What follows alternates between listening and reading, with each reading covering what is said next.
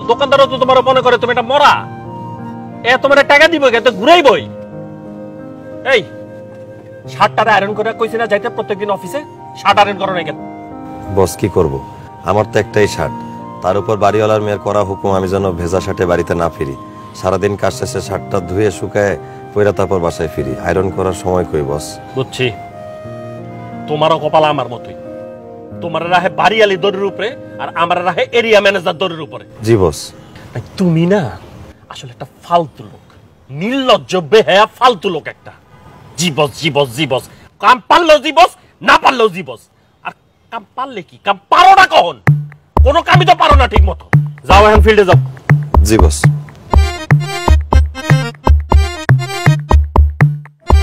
Target করে তারপরে আসবা। জি বস।